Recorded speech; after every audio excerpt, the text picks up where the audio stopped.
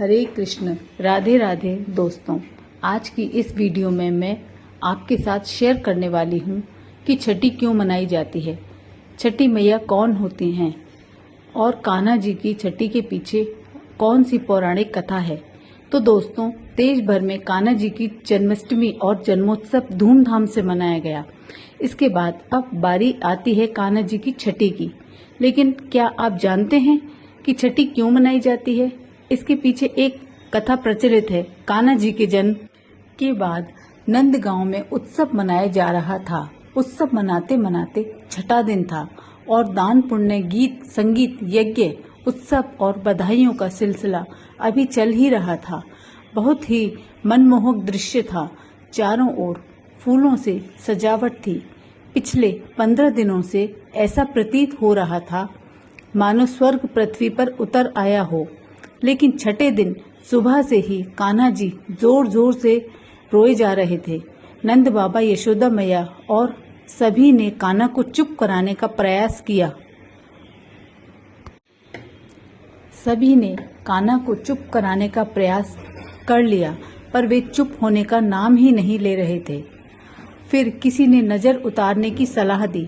नजर उतारी गई, लेकिन कोई भी फायदा नहीं हुआ कि यह रुदन लीला देखकर देवी देवताओं को भी चिंता होने लगी और वह ब्रह्मा जी के पास गए और उन्होंने इस समस्या का समाधान जानने कई उनसे विनती की। ब्रह्मा जी ने भगवती महामाया को कहा। कान्हा को चुप कराने के लिए उन्होंने उन्हें भेजा। महामाया सिर्फ कृष्ण को दिख रही थी। वे रूप बदल बदल कर कान्हा जी को खिलाने लगी। कान्हा जी रोना भूल करके महामाया के साथ खेलने लगे और कान्हा जी चुप हो गए और मुस्कुराने लगे। तब यशोदा मैया ने उन्हें अपनी गोद में छिपा लिया कि मेरे लल्ला को किसी की नजर ना लग जाए। अब महामाया कान्हा जी के साथ खेल का आनंद नहीं ले पा रही थी। वह उदास हो गईं। तब ब्रह्मा जी ने पूछा कि देवी, आप उदास क्यों हैं?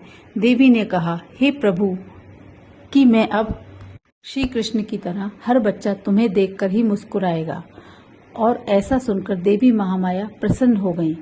बस उसी दिन से श्री कृष्ण जी की छठी मनाई जाने लगी है और अन्य बच्चों की भी छठी मनाई जाने लगी। और दोस्तों, छठी मैया को वह माता भी कहा जाता है। कहते हैं कि छुट्टी के दिन वह माता बालक का भाग्य लिखती हैं। तो इस दिन छठी की पूजा में कहीं कहीं पर पुस्तक के साथ कॉपी और पेन, पेंसिल आदि भी रखे जाते हैं की भी पूजा की जाती है। तो यह भी छठी मैया की कथा, जिसे आप छठी वाले दिन सुन भी सकते हैं और सुना भी सकते हैं। बेहद शुभ रहता है।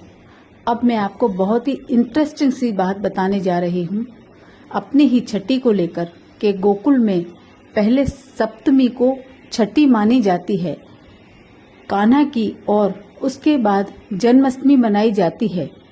इसके पीछे एक कारण है कि जब कंस ने 6 दिन में जन्मे बच्चों को मारने का आदेश दिया तो यशोदा जी ने कान्हा को छिपा लिया और वह छठी मनाना भूल गईं। इसके बाद छठी वाले दिन ही कान्हा ने पूतना का वध कर दिया। फिर 1 वर्ष बाद जब कान्हा का जन्मदिन आया, तब गुरुकुल की बड़ी बूढ़ी स्त्रियों ने यशोदा जी से कहा कि पहले तुम्हें छठी का पूजन करना चाहिए, इसके बाद जन्मोत्सव मनाना चाहिए। तभी से गोकुल में सप्तमी के दिन छठी मनाई जाने लगी। तो ये थी कान्हा की छठी की पूरी जानकारी। उम्मीद करती हूँ आपको पसंद आई होगी। की भी पूजा की जाती है। तो यह भी छठी मैया की कथा, जिसे आप छठी वाले दिन सुन भी सकते हैं और सुना भी सकते हैं। बेहद शुभ रहता है। अब मैं आपको बहुत ही इंटरेस्टिंग सी बात बताने जा रही हूँ अपनी ही छठी को लेकर के गोकुल में पहले सप्तमी को छठी मानी जाती है कान्हा की और उसके बाद जन्माष्टमी मनाई जाती है।